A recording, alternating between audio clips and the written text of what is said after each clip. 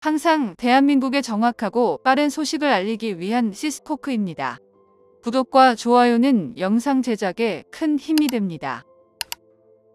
대한민국 자체적인 기술력을 바탕으로 성장하는 모습을 보며 이후 무기기술 개발이 더 진행될 경우 한국은 무기 수출에 있어서도 상당한 영향력을 가질 것이라는 분석까지 나오며 중국과 일본 모두 대한민국을 견제하기 시작했습니다. 실제적으로는 중무장한체 KF-21 전투기처럼 4.5세대 전투기를 이용한 화력전을 구상하고 있다는 것인데요. 무엇보다도 영국에서 4.5세대 전투기를 주목하고 있습니다. 그 이유는 레이더의 기술 발달로 스텔스 전투기도 추적할 수 있기 때문인데요.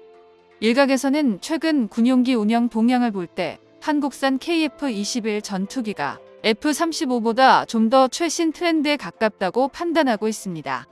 실제로 영국 군사 매체들은 한국과 일본이 미국에서 도입한 F-35 스텔스 전투기 성능에 대해서도 같은 기종 같지만 분명 활용법이 다르다고 지적하고 있습니다. 한국은 KF-21 전투기를 중점으로 영국처럼 항공체계를 개편할 가능성이 매우 커졌는데요. 영국 내에서의 이러한 발언은 국내에서 KF-21 전투기의 개발을 일방적으로 비난했던 무리들을 침묵에 빠뜨렸습니다.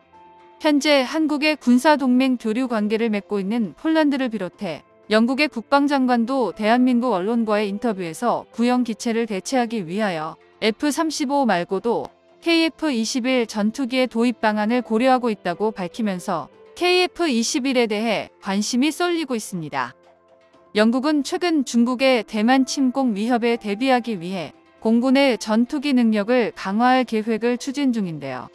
영국 공군은 현재 유로파이터 타이푼과 F-35, 라이트닝2를 주력 전투기로 운용하고 있으나 타이푼은 4세대 전투기로 스텔스 능력이 부족하고 F-35는 가격이 비싸고 수리비도 많이 들어 운용에 어려움이 있습니다. 따라서 영국은 4.5세대 전투기로 스텔스 능력과 비용 및 효율성을 모두 갖춘 KF-21 전투기에 관심을 보이고 있는데요.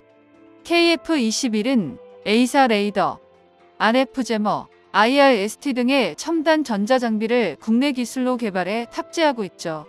무장체계로는 유럽제 미티어 공대공 미사일, 독일제 아이리스티, 공대공 미사일 등을 탑재할 수 있고 레이시온이나 보잉의 공대지 폭탄 미사일, 국내 개발 중인 장거리 공대지 유도탄도 장착할 수 있기에 영국군이 현재 보유하고 있는 장비들과도 호환이 가능하기에 충분히 전력화가 가능하다는 계산이 나옵니다.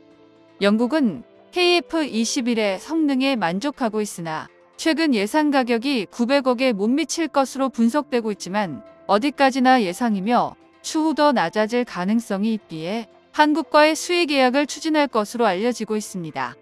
영국 고위 관료인 존 스미스는 한국방위사업청과 비밀리에 접촉해 KF-21 전투기 구매 가능성을 타진하고 있다고 밝혔는데요. 스미스는 영국 정부가 KF-21 전투기 60대 정도 구매할 의사가 있으며 가격과 납기 등의 조건이 협상하고 싶다고 밝혔습니다. 한국방위사업청은 영국의 제안에 긍정적으로 반응하며 KF-21 전투기의 성능과 장점에 어필하고 있으며 한국방위사업청은 보라매가 영국 공군의 전력 확보와 중국에 대한 억제력 강화에 기여할 것이라고 주장하고 있습니다. K9 자주포와 함께 한국산 무기의 신뢰성을 폴란드의 무기 도입 사업에서 확신하게 되었다며 영국 고위 관료들과 한국 정부가 접촉한 사실을 드러냈는데요. 향후 전투기 연구 항목 개발에 대해 폴란드처럼 현지 생산 라인을 약속한 것이 추측되고 K9 자주포를 포함해 양국이 항모 기술을 한국에게 공유할 수 있다는 군사동맹 논의가 나왔다고 합니다. 영국과 한국은 KF-21 전투기의 계약에 대해 현재 심도 있는 협상을 진행하고 있는데요. 양국은 KF-21 전투기의 가격, 수량, 납기, 유지 보수, 공동개발 등의 사안을 논의하고 있습니다. 영국은 KF-21 전투기를 저렴하게 구매하고 싶어하며 한국은 KF-21 전투기의 기술이나 부품을 영국에 공급하거나 협력하고 싶어하는 것으로 알려졌는데요. 양국은 서로의 요구사항을 존중하고 타협하면서 계약을 체결하기 위해 노력하고 있으며 영국과 한국은 KF-21 전투기 계약이 양국의 안보와 경제에 유익할 것이라고 기대하고 있습니다.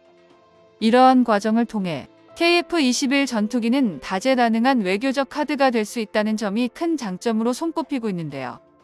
하지만 양국 모두 명확한 입장을 확정짓지 않았기에 해프닝으로 끝낼 수도 있지만 중국과 일본 등 주변국을 긴장시키기엔 충분했습니다.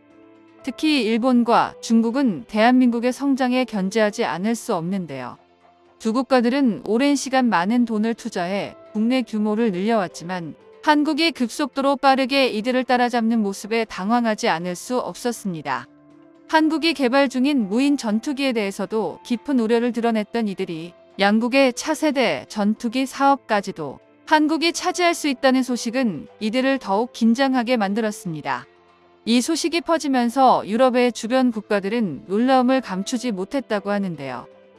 국내 상황뿐만 아니라 옆나라 중국 역시 압도적인 한국 공군의 KF-21 전투기의 양산 시작을 CCTV와 국영방송 등에서 특집 보도를 내보냈는데 중국인들은 자신들이 그렇게나 과소평가했던 한국의 기술력이 전혀 아니었기에 꽤나 충격을 받은 반응을 보였습니다. 같은 시각 두 개의 군사 언론에서는 대한민국 공군의 수준이 세계 4위로 평가해 큰 화제가 되었습니다. 특히 초음속 비행에 화려한 KF-21 전투기에 장착된 미사일 무기체계들을 주목했는데요. 이것은 테스트 기체 수준이 아닌 곧장 전장에 투입이 가능한 군 배치형 기체로 순식간에 거듭나려 한다는 결정적인 증거라며 최대 8발까지 장착이 가능한 미티어 미사일 혹은 한국형 미사일을 탑재한 뒤 보람의 전투기가 편대 비행하며 멀티런칭 시스템을 통해 최대 8대의 적 전투기들을 포착 시 순식간에 격추시킬 수 있다고 설명했습니다. KF-21 전투기의 국산 엔진 및 부품 국산 화유를 끌어올리고 있는 가운데 을지 자유의 방패인 UFS 연합훈련이 마무리가 되었습니다. 특히 올해 연합훈련에는 고도화된 북한 핵미사일 능력과 의도, 변화된 안보 상황, 우크라이나 전쟁 교훈, KF-21 전투기와 첨단 장비 활용 대응 등이 시나리오에 반영된 것으로 알려졌는데요.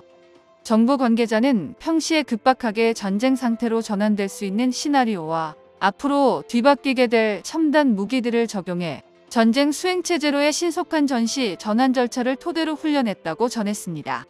올해 연합연습에는 주한미군뿐만 아니라 UN 군사령부 회원국인 호주, 캐나다, 프랑스, 영국 등 9개국이 참가하는 모습을 보여주었는데요. 그리고 이런 와중 최근 한국은 미국산 무기의 의존도를 확실히 줄이는 듯한 행보를 보이고 있습니다. 우리나라 국내에서 독자적인 플랫폼을 구축한 최첨단 전투기는 물론이고 잠수함부터 항공모함에 이르기까지 두려울 정도로 빠르게 발전하는 한국의 자주 국방 기술력에 중국과 일본은 공포를 느낄 정도라고 하는데요. 대한민국의 군사 기술력은 KF-21 전투기의 개발을 시작으로 항공 선진국에 당당하게 합류할 것이며 나아가 군사 선진국반열에도 이름을 알리고 있습니다. 정보가 도움되셨다면 구독과 좋아요 부탁드립니다. 이상 시스코크입니다.